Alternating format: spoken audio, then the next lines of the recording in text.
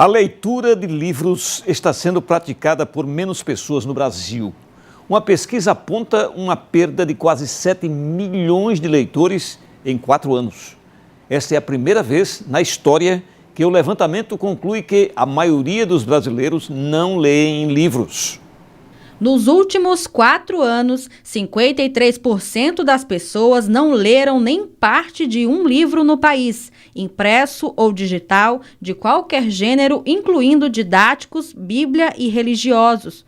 Os dados foram coletados nos 3 meses anteriores à 6ª edição da pesquisa Retratos da Leitura no Brasil, e os especialistas observam a mesma tendência em Sergipe. Esse recorte de 4 anos, de 2020 para cá, reflete, diretamente a nossa pandemia, o momento pelo qual passamos. E aí, com a pandemia, o acesso às redes sociais, aos aparelhos tecnológicos, esse acesso facilitou a rapidez da informação.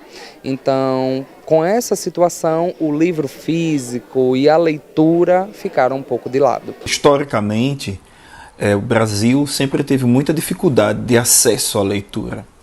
Basta lembrar que no século XVIII, o Marquês de Pombal, ele proibiu a publicação de obras no território brasileiro, que na época era colônia portuguesa. No século XIX, quando o Dom João VI se transferiu para o Brasil, ele doou sua biblioteca. E, finalmente, no final do século XIX, começou uma experiência de leitura no Brasil a partir da publicação dos romances folhetinescos que deram fama a Machado de Assis e José de Alencar.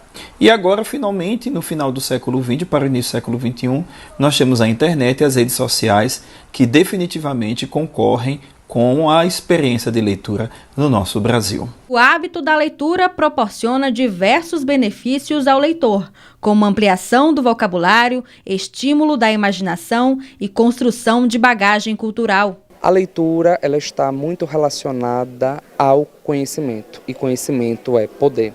Então, a partir do momento em que você lê, você se empodera e acaba se blindando, inclusive, das fake news. Para além disso, a leitura ela é muito importante para ampliar o nosso vocabulário e nos trazer, consequentemente, um repertório sociocultural. Apesar dos números da pesquisa trazerem uma visão pessimista em relação ao hábito de ler, trata-se apenas de estatística média. Em Aracaju, ainda tem quem goste de um bom livro, seja ele qual for. E a garotada tem se destacado na leitura. Quando eu vejo a minha mãe lendo, porque eu tenho um balcão na minha casa cheio de livros.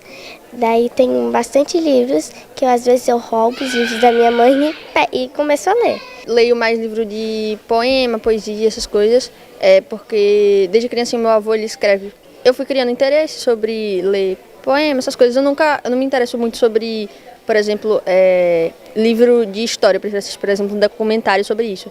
Além dos livros de ficção e categoria infanto-juvenil, os livros acadêmicos também estão sendo bastante procurados. Estava olhando aqui agora o Almanac, de Santo Antônio, e aqui 101 atrações de TV que sintoniou o Brasil. É um histórico de toda a TV brasileira dos anos do início de Assis Chateaubriand até os dias atuais.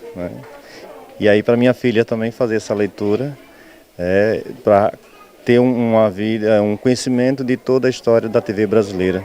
Um dos fatores que pode afastar as pessoas da leitura convencional é o valor dos livros, que nem sempre cabe no bolso. Por isso, uma opção é o sebo, onde acontece a venda e a troca de livros usados por preços mais acessíveis.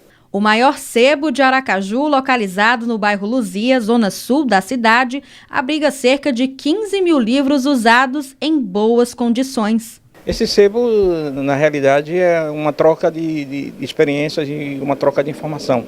Porque o sebo geralmente funciona assim, o livro mais barato, e aqui também a gente faz troca de livros e vendas, e agora eu estou comprando livros, e geralmente com um precinho bem baixo. Porque geralmente assim, aqui eu tenho um livro de R$5, R$10. O livro mais caro que eu tenho aqui é R$25, R$30 até R$40. A iniciativa do Sebo Sempre Viva foi baseada na ideia de ampliar o acesso à leitura e promover conexões a partir da troca. Se serviu para mim, vai servir para o outro. E nada melhor do que um sebo de livros, né? O sebo de livros é o quê? É uma troca de livros, uma troca de informação. Aqui entra todo tipo de gente, mas também o livro transforma vidas, salva famílias, entendeu? A educação é em primeiro lugar.